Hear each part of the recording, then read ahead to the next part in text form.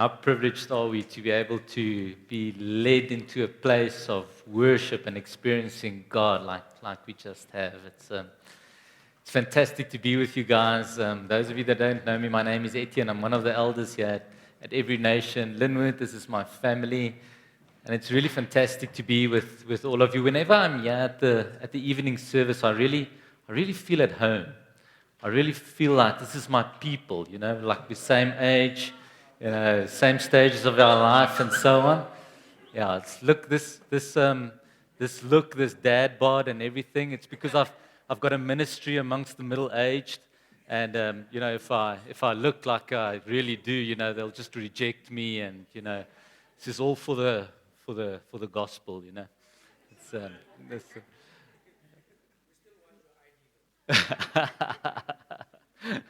Listen, guys. Now I'm honest. It's fantastic to be with you. It's fantastic to experience you, and I want to just say tonight. I know I don't come here often. Once a month if things go well, but I'm just always so touched by just the faith that you guys have and the love that you have for one another. And I arrived very late for the prayer, and what I caught Jacques saying, he was talking about what Paul said, and he spoke about preaching with words, but not only with words, but with deeds and by signs and wonders. And as we stood here and we worshipped, I really just knew that what God was saying to you guys specifically, to us as a church, as Every Nation Lynnwood, but specifically to you guys, is that you have been preaching and you've been proclaiming the gospel through word and through deed. And what He's going to come and do through you guys is that He's going to extend your worship. And it is going to come to a place very soon where you're going to see more and more signs and wonders, and so that people will be saying of this church and of you guys specifically, and whenever you're walking in the ministry that you have and wherever you are serving, that people will say, but they preach the word in words, in deeds, and by signs and wonders. And that's something that you can look forward to. And I want to encourage you to trust God, to go and do it and see what He's going to do through you. So let's just thank God for that. And just as a sign, let's just thank Him. That's going to happen. Okay. So I had.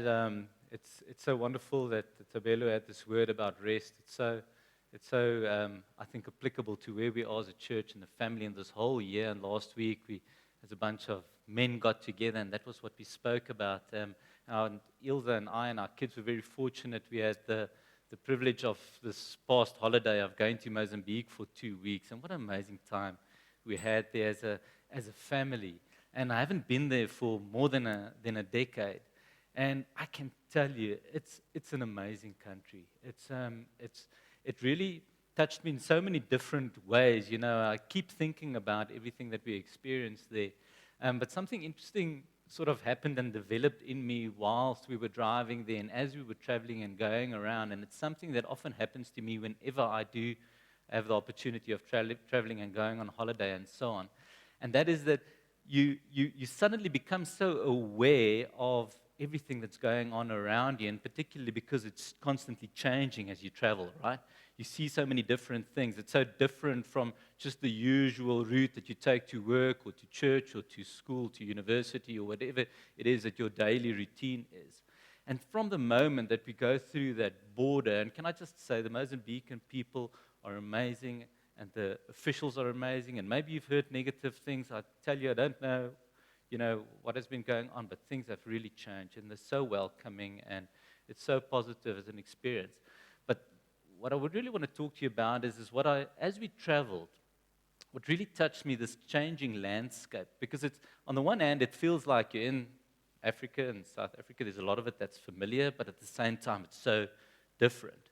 And as you continue traveling north, specifically, the landscape changes in such a way that it becomes something that I'm not used to at all. There's more and more palm trees as you go north, and the architecture is so different from what we're used to.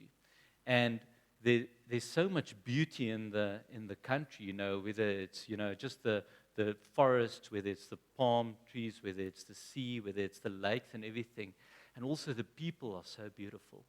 And the people are so friendly, and the people are so good. And there's just a simplicity to especially the rural life that they have, which sort of draws us, I think, not only on a holiday, but this rest that Tabelo has been speaking about.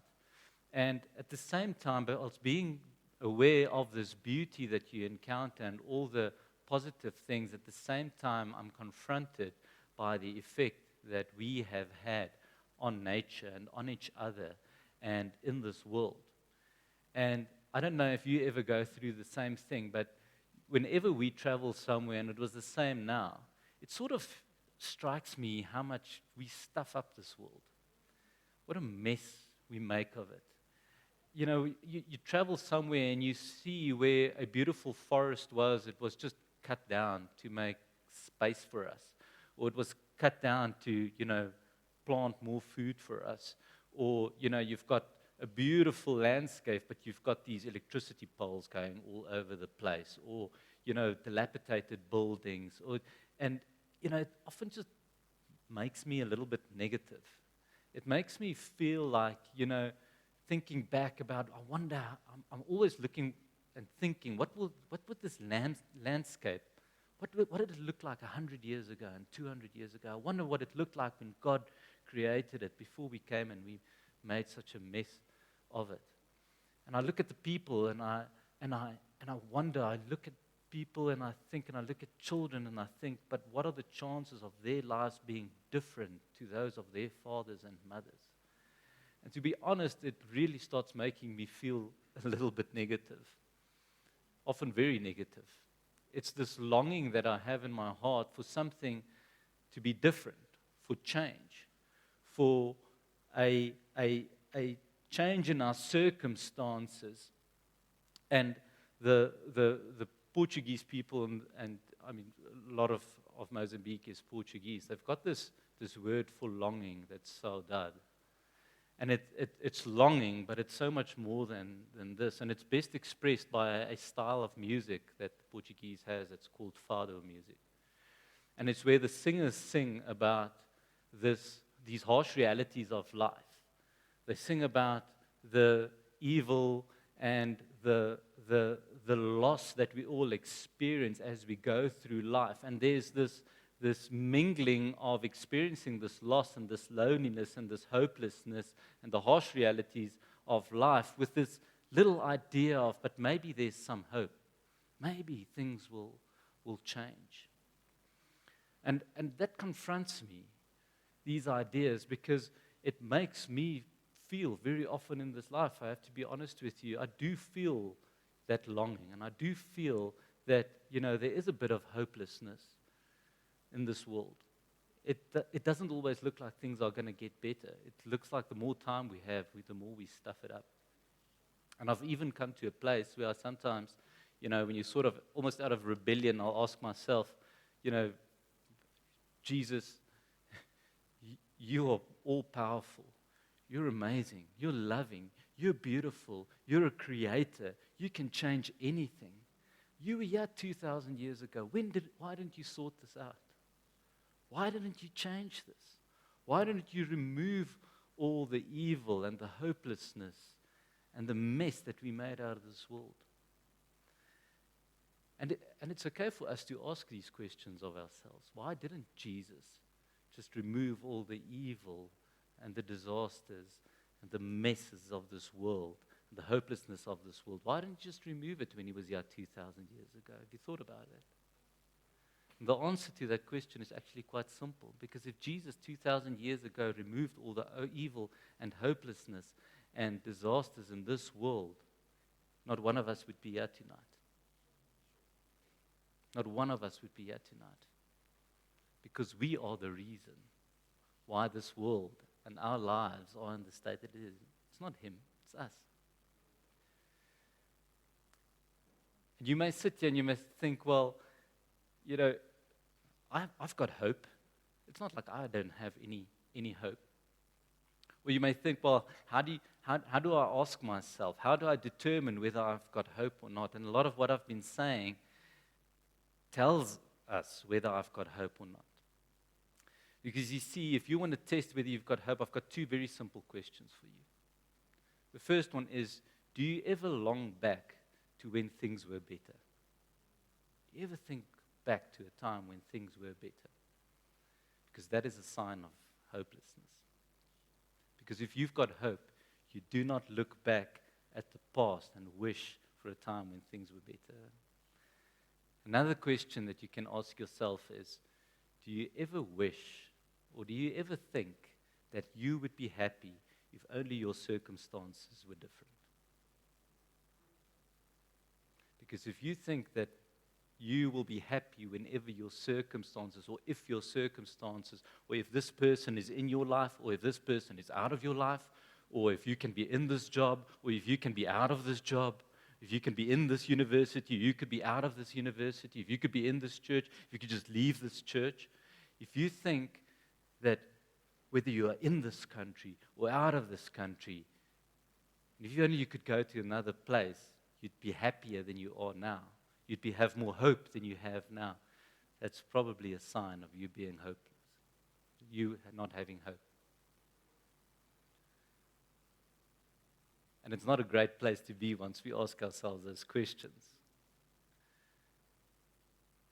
And I'm confronted with these ideas, and we look towards the Word of God, even as Christians. And we find ourselves at a place where we don't always have hope. And we may go through life, we may pretend a little, but if we're really honest with ourselves and we ask ourselves these questions, say it's not necessarily so. But we're not alone in it. It's not like we're the first generation that's confronted with this problem. It's been a problem since as long as man existed. And we've been in this series of 1 Thessalonians. We've been talking over the last 4 weeks, and tonight is sort of like the final installment. And this whole book, Paul is writing about these three primary ideas of faith and of love and of hope. And he commends the church in the Thessalonians. He commends them for their faith and for their love. It's not like they're perfect in every way, neither are we, but there's one specific problem that he wants to address, and that addresses a problem in our life, and that is the one of hope. Because very much like we are, and we may be tonight in South Africa, in Pretoria, whatever your circumstances are, wherever you are right now in this life, you may be feeling hopeless. People have been struggling for that forever. And the church in Thessalonica, they were struggling with that specifically. They were strong in faith and strong in love. And an amazing miracle had happened in that city. Because you know that Paul came there and he planted a church. He proclaimed the gospel and people came to faith. And he had to leave within 3 weeks. 3 weeks. I would love to have known what Paul did in 3 weeks to plant a church. And because of the circumstances and the disputes that then arose in that city, he had to leave. Because what they were doing is they couldn't find Paul. And so what they did was they took the people that had come to faith and they threw them in jail in order to lure Paul out, in order to force Paul to come out. And Paul realized that he was causing these new believers to go through this, and he knew he had to leave. And he had to leave after 3 weeks, after planting a church. And can you imagine? No telephones, no communication, no internet like we have. He's going from city to city proclaiming the gospel, and he's left them, and he has no news about these people. He knows absolutely nothing about them. He knows that because of what he had done there, persecution arose, people were being thrown in jail, people were even killed. And so he started, and he was constantly wondering how they were. And then there's Timothy, and Timothy is at the church, and he eventually catches up with Paul. And the news that he gives Paul is that it's going so well with these new believers. And Paul is so relieved about the fact that he knows that he was there for 3 weeks. He knows some of them came to faith, but then they became persecuted. He had to leave. He felt bad about having to leave them there by themselves, wondering, if how they were doing. And then he gets the good news that it's actually going very well with them. And he writes this letter, and he tells them how happy he is to hear about how good they are, and how much faith they have, and how much love they have for one another. But then he also gets the news that they do not have hope, that they are feeling hopeless. You see, initially, these Thessalonians, they didn't mind the persecution. They didn't mind any of that, because they had come to faith in Jesus Christ, and they knew that Jesus' promise was that just like he left, he would return and he would come and fetch them, and he would go and prepare a place for them. And that was enough for them. That was enough to bring them to a place where they could love one another, and where they could have faith amongst themselves, and where they could live the life that they've been called to live, because they knew that Jesus was coming back. But what happened? Jesus didn't come. Didn't come.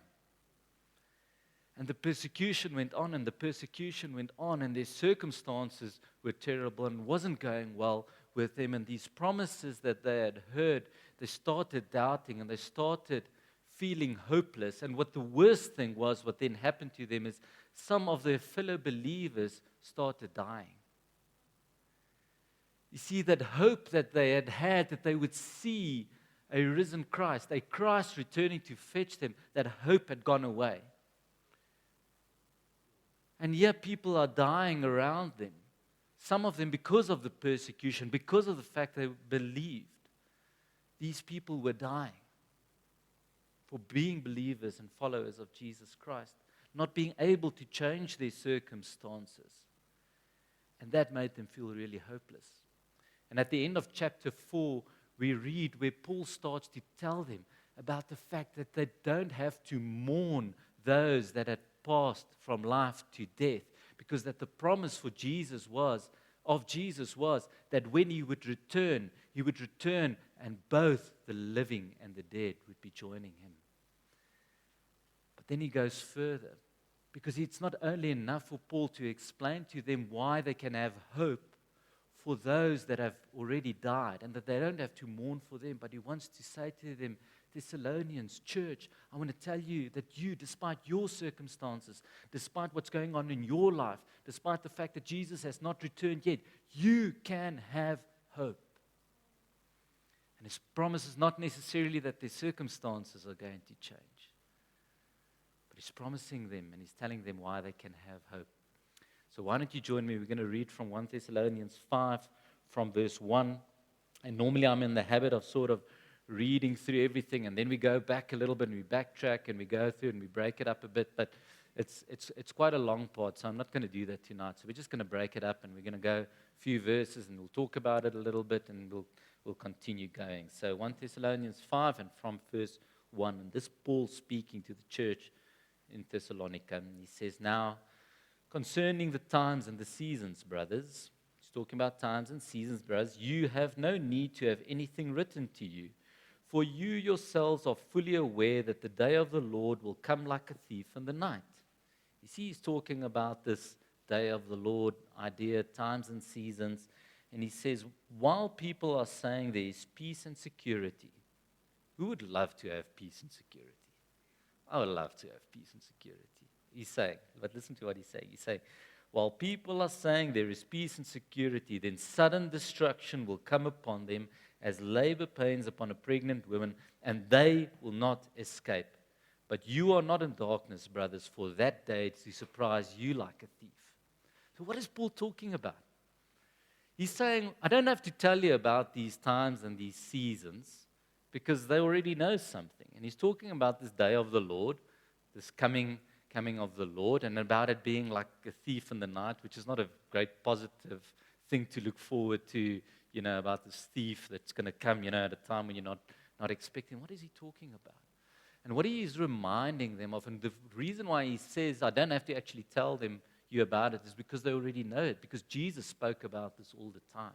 He spoke about the fact that he was going to come back all the time. And if you go and read in Matthew 24, you can go and read these seasons that are going to happen that will tell us that Jesus is coming back. These things that we can keep our eyes open for, these things that we won't be surprised by. And sadly, in the church, what has happened is that we often misinterpret what Paul is saying and what Jesus said about. And we think that for those of us that believe, Jesus is going to come like a thief in the night. And it's not something that gives us hope if we think about Jesus coming like a thief in the night. But he draws a very clear distinction. He's talking about they, and he's talking about you.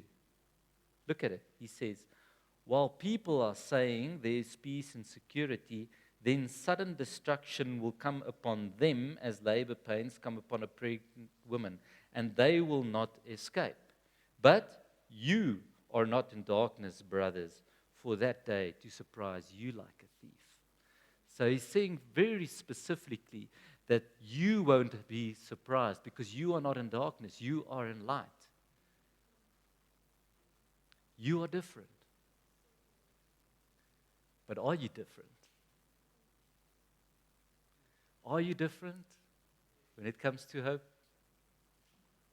Are you different in the way that people perceive you than they perceive you? Those that study with you and work with you and your family, are you different? And he goes on from verse 5 and he says, for you are all children of light, children of the day. We are not of the night or of the darkness. You see, there he draws this distinction again. He says that you guys are different. He says you are of the light. You're of the day. You're not of the darkness. You're not of the night. There's something different about you in that you have a choice. You can decide where you live. You can decide whether or not you are in the light or in the darkness, or in the day or in the night. And again, the question is, are you in the light or are you in the day? Or in the night? Are you living in darkness or are you living in light? Because I can tell you, and you'll see as we go on, where you choose to live, and whether it's in the darkness or in the light, will determine whether or not you live with hope or not.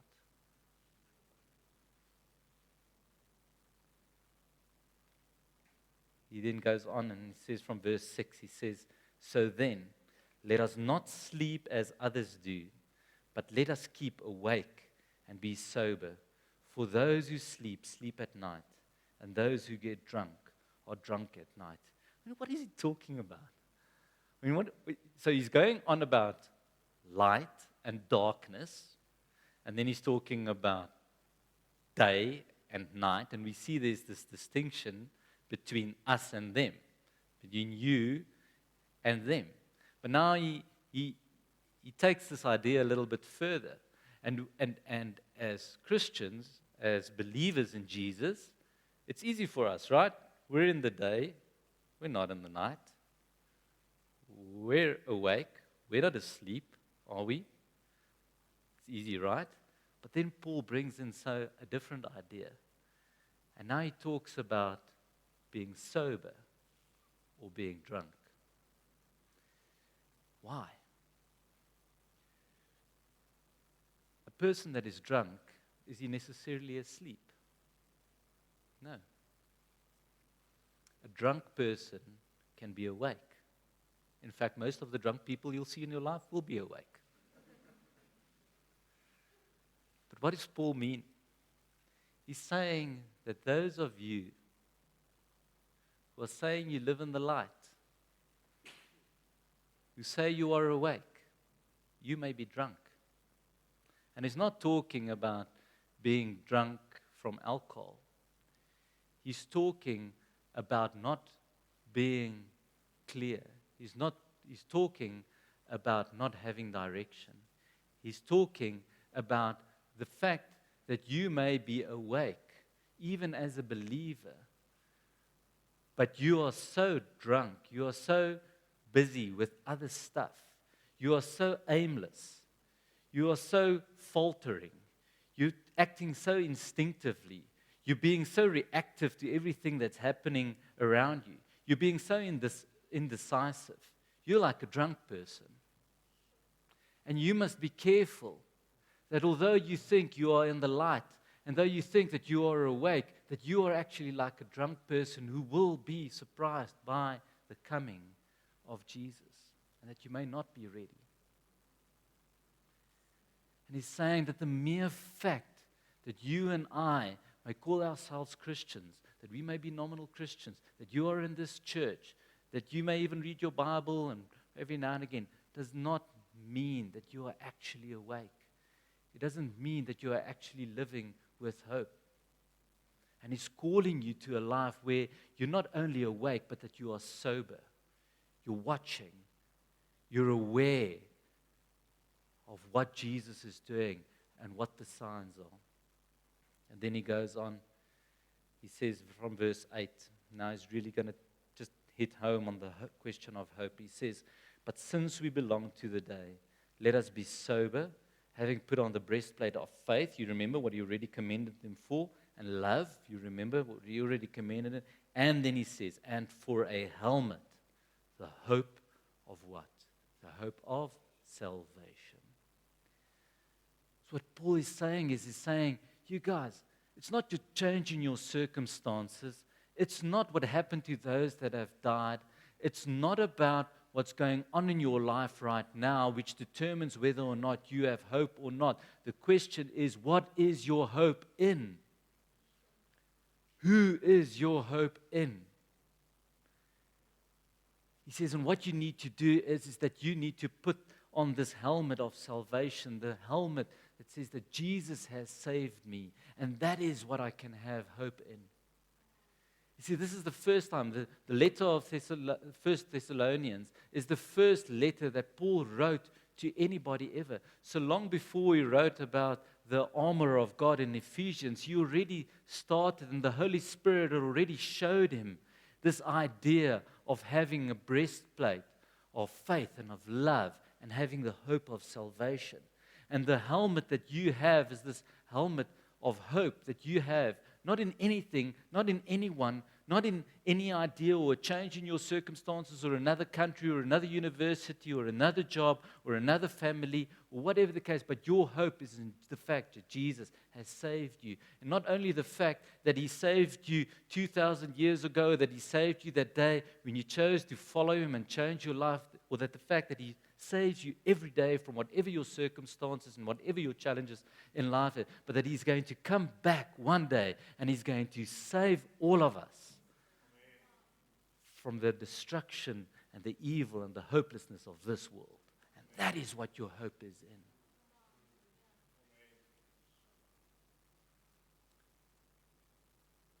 What is your hope in?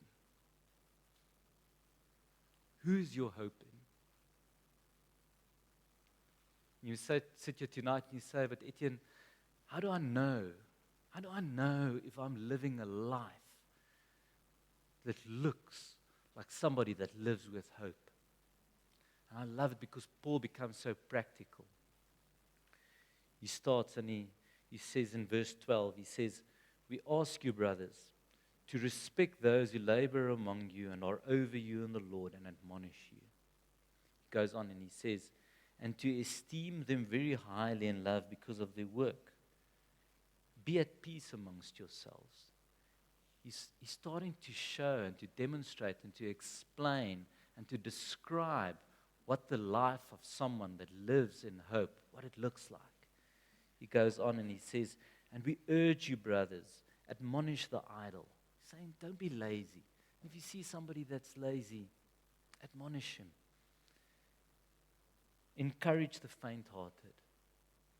If you see somebody that's struggling, if you see somebody that doesn't have hope, that's scared, that's afraid, that's torn down and struck down by the life that they live, encourage the faint-hearted. Help the weak. Help those that are around you. Help those that have less than you do. Help those whose abilities are less than yours. He says, be patient with them all. He says, see that no one repays anyone evil for evil, but always seek to do good to one another and to everyone. Then he goes on and, oh man, I'm so guilty about all this. He says, rejoice always, pray without ceasing, give thanks in all circumstances, for this is the will of God in Christ Jesus for you. Do not quench the spirit, do not despise prophecies, but test everything, hold fast what is good, abstain from every form of evil. Isn't that a beautiful picture and a description of the life of somebody that lives with hope, despite their circumstances? It doesn't matter where they are, what's going on in their life. Who would like to live a life that looks like that? Because I sure would. I sure would. But you know what happens when I read that? It actually makes me a little less hopeless, a little more hopeless. Because the fact is, I've tried so much of that. I try all the time to live like that. And I can tell you, I'm not very good at it. What does that say about me? I don't know, and I really trust, I really hope you guys are better and that you're able to live lives that, but I find it extremely difficult. And I find it extremely difficult, particularly because of the effect that my circumstances has on me. The fact, the effect that my life has on me. And that in itself, this idea is not sufficient for us to be able to live lives that speak of hope, real hope in the salvation that Jesus Christ brings. Not only the fact that He died for us 2,000 years ago, or that we gave our lives to Him, or that He saves us every day from our circumstances and our sin and the mess that we make, but in the fact that He comes to save us again. It doesn't help for us to only have this list of things that we must strive for and that we must work towards in trying to find hope. It just won't work. And those of us that have tried it, it doesn't work. So what is the key? And he goes on and he says in verse 9, he speaks about our destiny. He says, for God has not destined us for wrath. What if our destiny is not wrath? What is our destiny? Our destiny is to obtain salvation through our Lord Jesus Christ. He speaks about your destiny being, our destiny being salvation, Christ. That is something, it is destiny, destination. It is something that we can look forward to, having salvation in Jesus Christ. It is when we don't only think about the past of what Jesus has done for us 2,000 years ago, the day when I gave my life to Him, today in my circumstances, but when I look forward to the destiny, to the destination where Jesus is going to come back and He's going to change our circumstances once and for all, and He's going to change us once and for all, and He's going to change everything to be as He intended it to be, but after He gave us a chance. Not destroying us with all the rest of the evil, but giving us a chance to follow Him of our free will, to decide to live a life with Him where we've got destiny, where we've got hope, where we've got meaning. And that is what you and I have been called for, and that's why you and I can live in hope. It's so funny how God sometimes speaks, sort of through a change in our circumstances and things that happen. We're having communion tonight, and earlier this week, I think Wednesday or Thursday, Zach reminded me we're having communion. So should I do it as part of the sermon? And someone, I said to him, yeah, no, I'll do it as part of the sermon. We'll end off with communion. And yesterday, I was like, okay, I must remember, we're having communion, so what does God want to do with this communion? And we're going to have communion now, and maybe you're visiting. Maybe you've heard of communion. Maybe you don't even know what it is. Some of us do. Many of us have done it. We know exactly what it is. But what is communion? Communion is something that Jesus started. It's a Jesus idea. And if it's a Jesus idea, it's a good idea. See, when Jesus came and he had his followers around him. Arman, can I ask you, don't you want to get ready? Sorry, guys, sorry. So Jesus got his followers around him, and they were up in this what is called the upper room. And they were sitting there with him, the people that were the closest to him. And he had told them about the fact that something was going to happen to them, something that they didn't completely understand. And then he took the bread and he took the wine, and he said to them and he explained, this bread that I'm breaking, it's my body. And just like this bread that's broken, is a sign of his body that would be broken for me and for you. The fact that he would have to hang on a cross, where his body would be broken so that we could stay whole. And he said, take this wine. When you drink of it, think of my blood, of the blood that they had not yet seen had flown, but that would flow for us, and that would wash us clean of sin. And he said, do this as often as you can. But then as I prepared, then I saw that in 3 out of the 4 Gospels, Jesus said this. In Matthew 26, from verse 26 to 29, he said this. He said, now as they were eating, Jesus took bread, and after blessing it, broke it, and gave it to the disciples, and said, take, eat, this is my body. And he took a cup, and when he had given thanks, he gave it to them, saying, drink of it, all of you, for this is my blood of the covenant, which is poured out for many for the forgiveness of sins. Listen to this. Talking about hope in the coming of Jesus. He says in verse 29, he says, I tell you, I will not drink again of this fruit of the wine until that day when I drink it new with you in my Father's kingdom. What an amazing day we can look forward to. And often when I sit here and we're having communion, and this is what Jesus has called us to, is to say, but think of what I've done for you. Think back about the past. So there are things in the past that we can look back that gives us hope. But what are the things that we're looking back at? But then it just broke my mind and my heart when I saw that Jesus said, you know what? Here's something else I have for you. You guys go on and you do it. You come together as often as you can. You break bread together. You have wine. But I'm not going to. Because you know what? I'm going to wait for you to be with me. Man, that gives me hope. So I want to invite you. There's a table out there, and there's a table out there, and there's a table here. So grab it. We're going to join each other in family. And I want to ask you, look back, but also look forward to that day. So you can get up, you can go to the tables, and you can come back to your seats. And our man is going to lead us in worship, and then we'll close off. Hello. Thanks, Etienne, for that amazing word. Thanks. Enjoy the tea and coffee.